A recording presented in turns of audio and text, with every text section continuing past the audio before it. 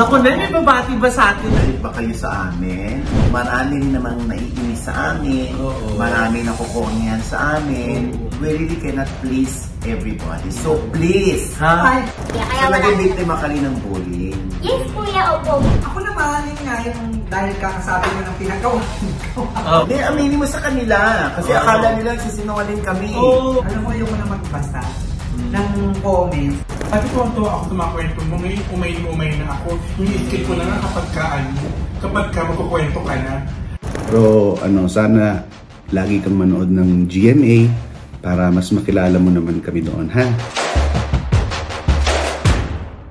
Hello mga ka-apik! Ito po ang inyong mga lingkod. Ito po si Mama Loy!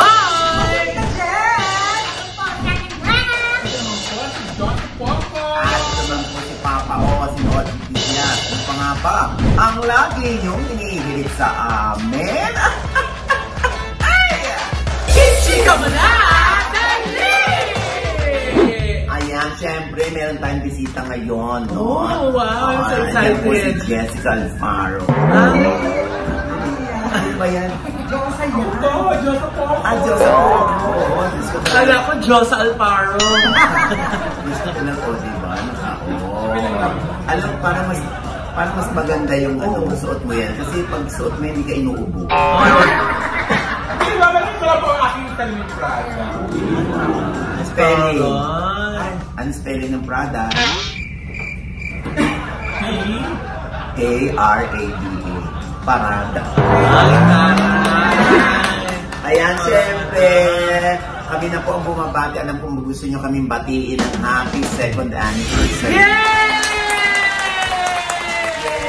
Opo, happy prize po. Ito yung nauna sa amin. Ito yung pag magkakasama. At syempre, ako ha, una na tayong binati ni Joshua Garcia. Wow! Thank you, Josh! At alamin natin kung sino ang paborito ni Joshua sa likod nito. Si Brenda ba, si Jex o si Josa? Sino nga ba, ha? Joshua, magsalita ka. Happy anniversary sa Showbiz Update. Naway marami pa kayong mga update sa mga tao na kalokohan. Ako actually nanonood din ako ng mga vlogs niyo ng Showbiz Update. Kaya tutukan yan, guys. Sinong paborito mo sa likod namin, Leon? Paborito ko si Jex. Si Jex? Oo, kulit niya. Dami niyang sausaw pala. Alam mo yung parang hindi talaga siya kasama. Pero pinipilit niya, kasama ako. Pero kuya lang. Kulit lang ng vlog na yun.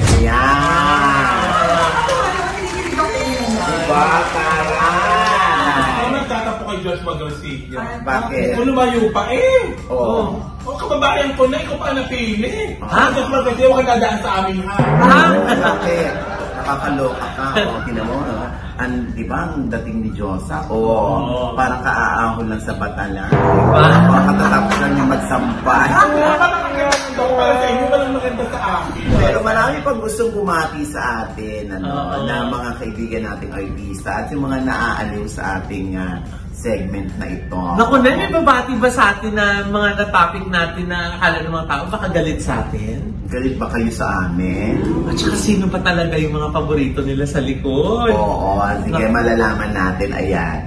Hi Mama Odds, Mama Loy. Congratulations sa 2nd anniversary ng OG Diaz Showbiz Update. Laking pasalamat ng mga marites sa inyo dahil lagi silang updated at syempre dahil pag binaparod kayo laging masaya at makabuluhan ng usapan. So, I hope tumagal pa kayo and more power. Happy anniversary. Ako ang gusto ko si Mrena. Pero sana lagi kang manood ng GMA para mas makilala mo naman kami doon, ha? Thank you, Mrena. Happy 2nd year anniversary to OG Diaz Showbiz Update! Kalain niyo yun, 2 taon na kayo nagbibigay ng saya, ligaya at chismis at pinapasaya niyo ng tunay ang mga marites at lalong-lalo na ang mga OFW natin. Congratulations on your show! I know natatagal pa kayo ng maraming taon dahil hindi lang naman chismis ang dinadala niyo kundi yung mga talagang mga opinyon na kinakailangan minsan marinig ng mga artista para naman hindi lumalaki ang kanilang ulo at akala nila lagi ang ginagawa nila ay tama. So, on your 2nd year anniversary, I wish you more years. And tinatanong ako, sino sa mga host daw ninyo, well, excluding Mama Loy, ang pinaka-paborito ko? I'd go for Morena. Alam niyo kung bakit? Kasi para naman mabigyan ng pagkakataon si Mariana na makilala niya yung mga artistang hindi niya kilala. Dahil parang halos lahat yata sinasabi niya, sino yun? Kaya Mariana ha, sa mga susunod na episodes nyo, dapat kilalang kilala nyo. Ako, kilala mo ba Mariana? Happy anniversary! I love you guys and thank you so much for bringing so much joy.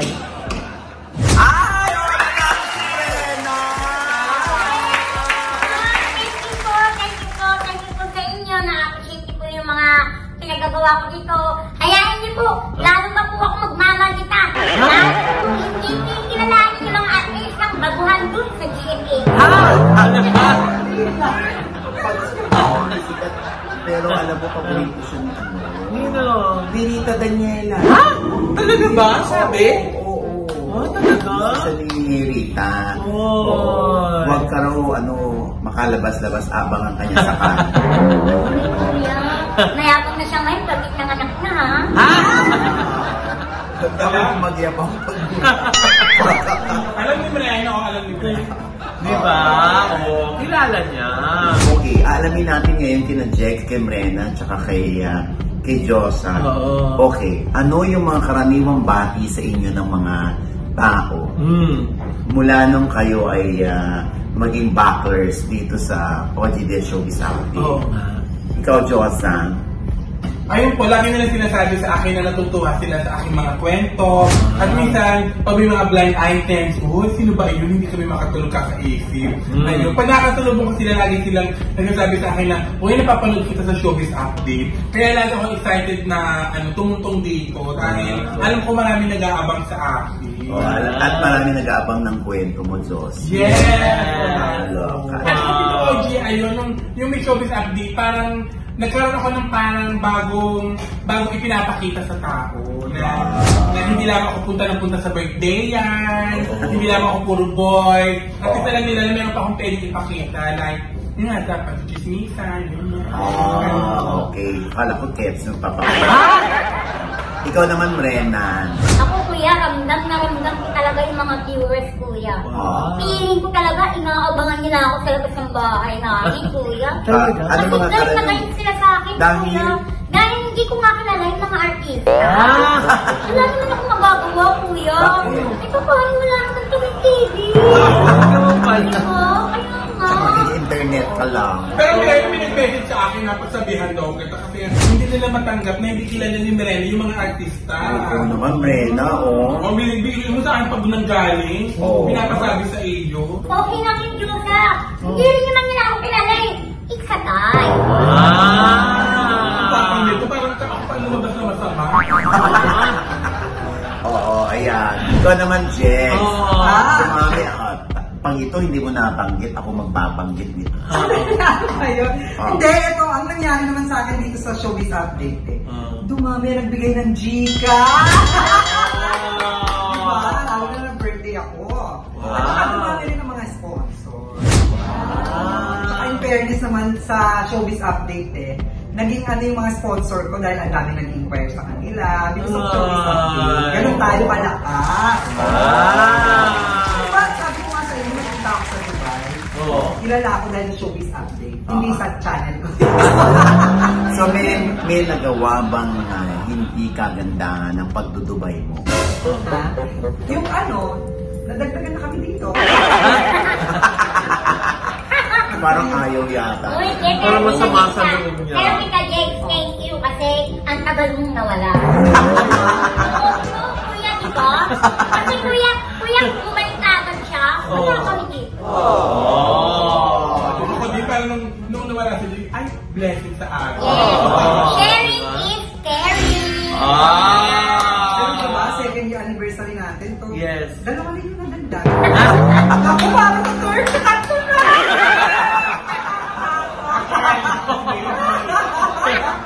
Tita Jex, meron ka ba ulit mag-abroad?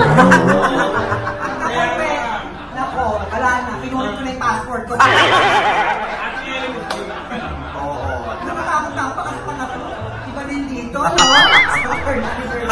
Baka mamaya, once a month na lang nakikita si Greg. Oo, diba? Ayan. At least naman may mga nagagawang kagandahan ng showbiz update sa inyong program. Ikaw naman, Mamaloy. Yes, Nay! Siyempre, and I'm sure marami ka rin namin-meet, marami ka nagiging kliyente. Ay, opo. Because lagi ka napapanood dito sa showbiz update. Yes, Nay. Nakaka-proud na lagi nilang sinasabi na ikaw yung kasama ni Papa O, di ba? Kasi nga, nakilala kami dahil talaga kay Papa O. Dahil syempre, kay OG Diaz Showbiz Update. At saka yung mga nagsasabi na yun na natutuwa sila sa atin, na na-entertain sila sa atin, na naiibsan yung mga lungkot at pagod nila dahil sa atin. Naku, grabe po yung fulfillment sa pakiramdam na alam mo na yun ang dami ko na nakaka-appreciate ng ginagawa natin, Kasi aminin naman natin, hindi din talaga tumadali. Pero every other day po kaming nag-shooting, nagre-research, tapos humihingi ng confirmation sa mga artista, naghahanap ng lead sa mga balita, uma-attend ng mga press con, di ba? Trabaho din po talaga siya, career siya. Correct. At syempre, napakahirap po para sa amin to, na 3 oras kami inaabot bago mag-showbiz update. Yes. O mag-taping kasi nga, sobra yung pag-research namin. Tama. Kuya, bakit parang inulit mo naman yung sinabi ni Mamaloy? Kasi nga baka hindi ka nakikinig. At least nakikinig ka. Ang bogel din na parang may microphone, parang may lapet. Bakit magtaas ang boses mo? Bakit ka daw today? So anyway, siyempre hindi naman tayo mabuburi dito, hindi rin naman tayo magtatagal dito kung hindi rin naman dahil sa kanila. Dahil po yan sa inyo. Kaya kami hanggang ngayon nandito, maraming natutuwa. Although, marami rin namang naiinis sa amin, maraming nakukornihan sa amin. Diyos ko, siyempre, sa buhay naman, di ba? We really cannot please everybody. So please! Teka lang na, ikaw naman tatanungin ko. Siyempre, ang dami mo ng achievement bilang artista, bilang manager for the past 35 years sa show business. Paano naman po nabago ang iyong buhay dahil sa OG Diaz Showbiz Update? Meron din ba? Hindi. Alam mo, ang laki ng natutunan ko rito sa Showbiz Update, no? Kasi nag-evolve na ang chismisan. Nag-evolve na yung chikahan. So, sumasabay tayo doon, Loy. So, yun yung napag-aaralan ko at natututunan natin na hindi sa lahat ng pagkakataon dapat tayo mambiran. Hindi sa lahat ng pagkakataon, kung lalo na kung may point kami, padadapain namin yung kalaban. O yung padadapain namin yung sangkot dun sa issue. Hindi. Kasi, syempre ngayon, ang iniisip namin, alam mo yan, Loy, na may mental health din yung taong binabalita namin. So, dapat lang maging kami. Nandun yung malasakit namin, nandun yung pag-aalala namin, na baka kasi dahil sa amin, biglang, alam mo na, mag-isip ng masama para sa kanyang sarili. Yung artista, dahil napanood sa amin. Hindi ba? Ayaw naman natin maging cause ng kanilang depression, anxiety. Kaya, fan lang po kami dito. Pero naalala ko yung isang sinabi mo, na yung mga tao minsan hindi sinasabi nila na ba't hindi natin iniisip yung mental health ng iba. Pero minsan hindi nila naiisip, may mental health din naman tayo. Diba? Oo, diba? Diba? Hindi sa totoo lang, no? Hindi namin ino-off ang mga comments. Kahit yung iba, pinabash kami. Kasi ako ngayon, ang trato ko sa mga bashers, parang naapektuhan mo sila whether baluktot pa yung kanilang pag-uugali sa kanilang pagko-comment or alam mong list na sa kagandahang asal, di ba? Parang tatanggapin mo lang, hindi pare-pareho talaga mga tao. No? Pag, di ba, pag gusto ko puti, dapat puti ka rin. Dapat maintindihan ko kung bakit pinipili. Di ba? Dahil nga, syempre, dito sa atin, kanya-kanya tayo rin ng iniisip, kanya-kanya tayo ng mga pinagdadaanan. Kaya kami dito, kailangan lang talaga dapat enjoy na. Oo, diba? Okay, ang tanong ko naman sa inyo lahat. Ay! Kinakabahan ako. Ano? Hindi tayo magta-title. Ano sa mga I'm sure nagbabasa kayo mga comments, no? Ano yung hindi nyo makakalimutan dahil naapektuhan na nabasa yung comment tungkol sa umpisahan natin kay Brenna. Yes, ako kuya, to be honest. To be honest. To be honest, kuya, to be honest. To be honest, kuya. Wala ka apat na to be sasampalin kita dyan. Sasampalin kita. Sa kagustuhan niya masabi ng tama, sa kagustuhan niya. Ano nga yun, Brenda? Hindi kuya, to be honest. Yung mga kuya seryoso. Ito nga, yung mga nababasa kong comment, kahit nasasakit sa akin, I mean, yung masasamang sinasabi nila. Ano like? Gaya ng? Yung, manbawa, yung bungi ako, tapos yung kuba, yung mga ganun kuya, yung mga ganun ano, na bakla, oo. Mukhang bakla ka daw. Bakla, ganun kuya. Hindi ako na-apektuhan talaga, as in. Kasi parang, mulat sa pool, bata pa lang ako kuya. Tinanggap ko na sa sarili ko. Yung mga, alam mo Kala ko na yung... mukha kang bakla. Hindi kuya, tinanggap ko na lahat ng mga alam kong masasakit na salita. Kaya, wala ko po kuya. Kaya So, wala. naging biktima ka rin ng bullying. Yes kuya, opo. Pero wala akong sama ng loob. Wala gumaganti ka sa mga artista ng GM. Hindi nila alam ba? Hindi na nila alam ba? Kuya, yun lang yung bago ko. Tapos. Ayun kuya, wala. Okay, so ikaw naman, Jex. Ako naman, yun nga, yung dahil kakasabi mo ng pinagawa. Yung pinagawa mo, yung look mo, yung... Ang tanong, saan daw ako talaga nagpagawa? Ano ba totoo? Hindi, aminin mo sa kanila. Kasi akala nila nagsisinungaling kami. Sige, aminin mo sa kanila. Aminin ko lang naman ako talagang pinagawa. Ayan. Sabi ko eh. Alam mo, totoo lang sa'yo, Jex, yung nanghihingi ka ng Gcash. Ang totoo sa'yo. Wala talaga. Yung kagaganyan nyo, kaya pumapatol tuloy sila. Hoy, pero on a serious note na yan, dumaan din si Jex sa depression. Meron po siyang moment na hindi siya nagbabasa talaga ng comments kasi sobra po siya naapektuhan. Lalo na after ng pagkagaling ng Dubai. Lalo na galing akong Dubai. Grabe. Nung pagbalik ko rin, hindi ko kaya na sa Dubai.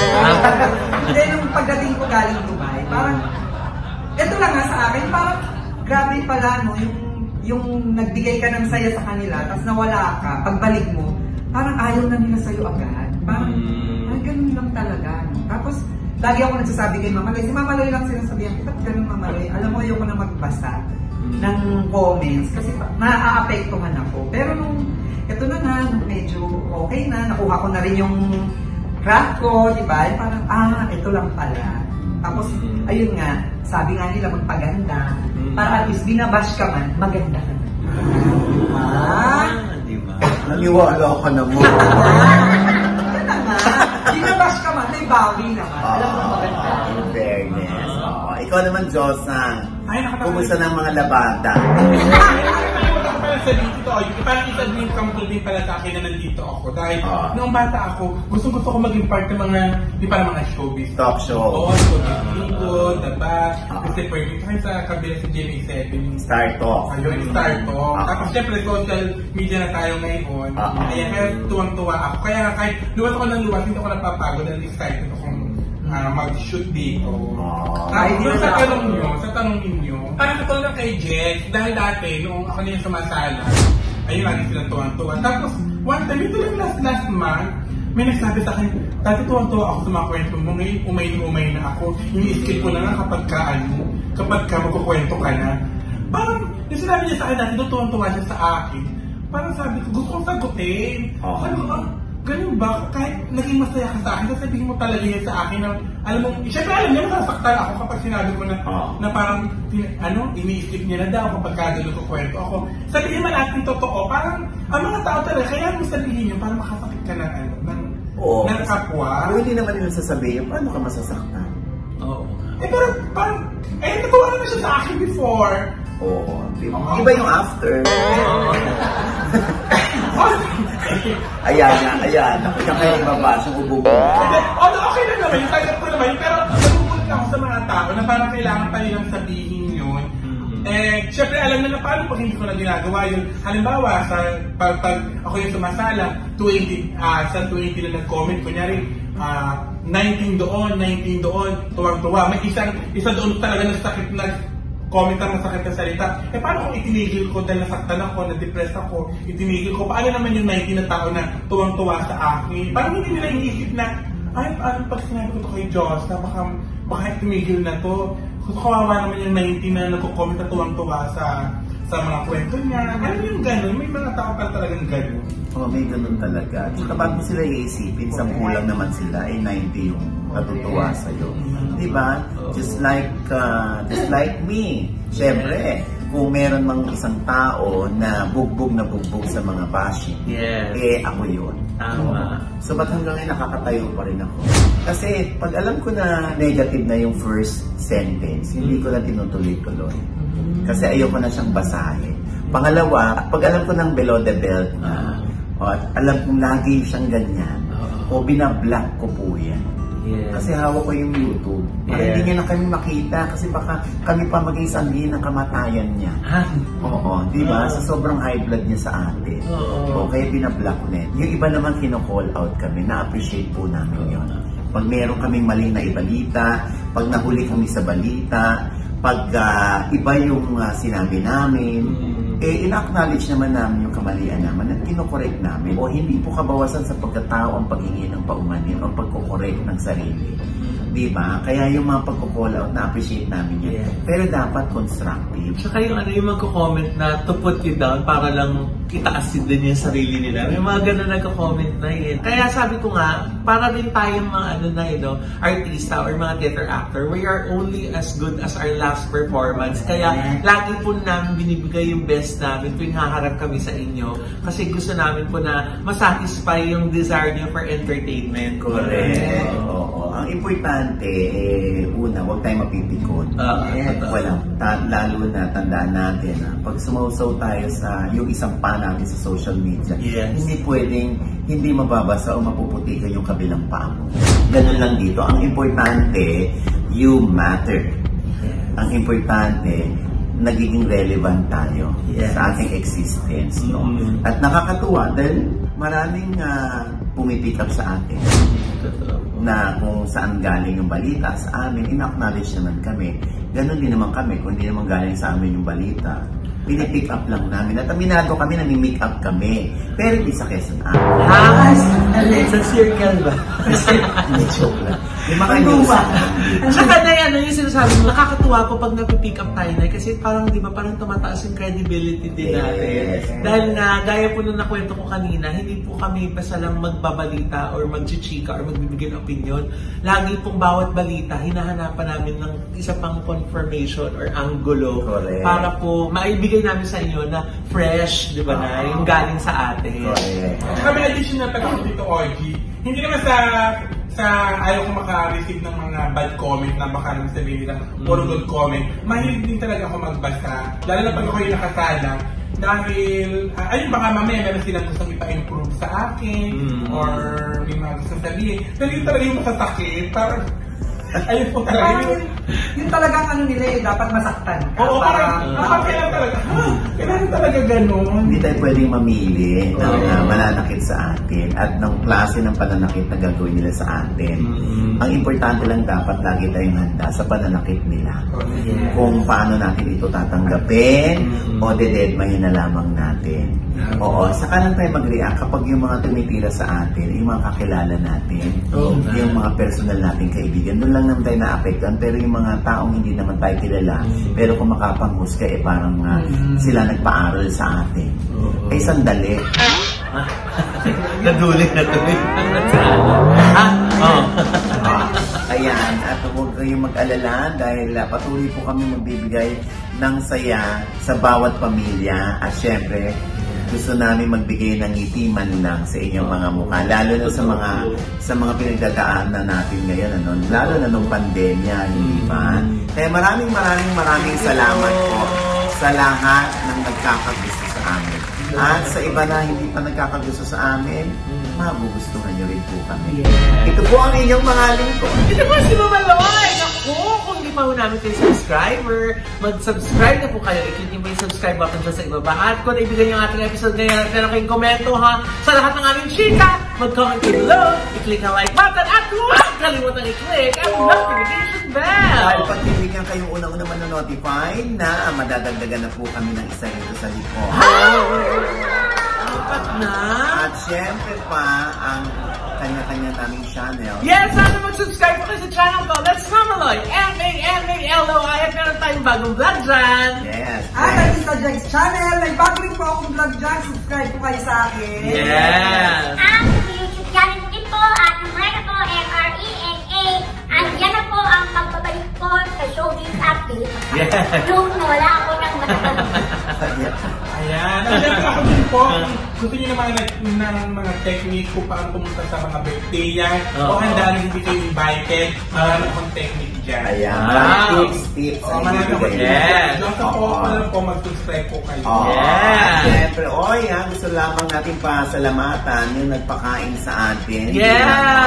Regalo nila sa ating anniversary. Jex, sino nga ito?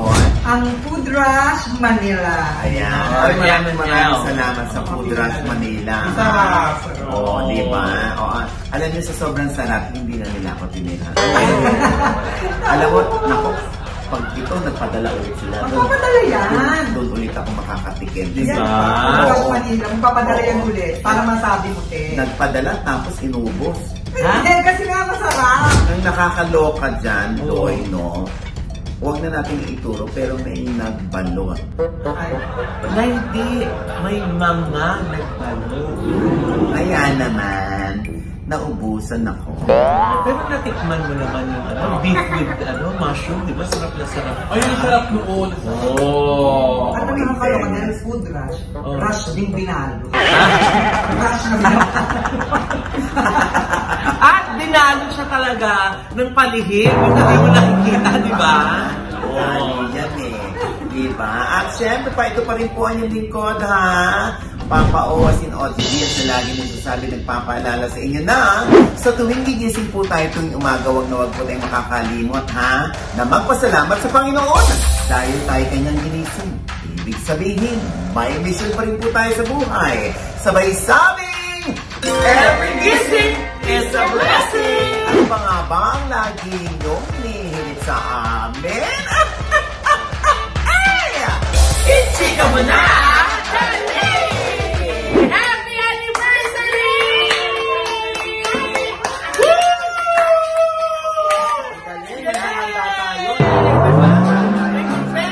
May cake! May handa! Grabe! Confetti, Diyos. Yes! Kami pasabog na lang po.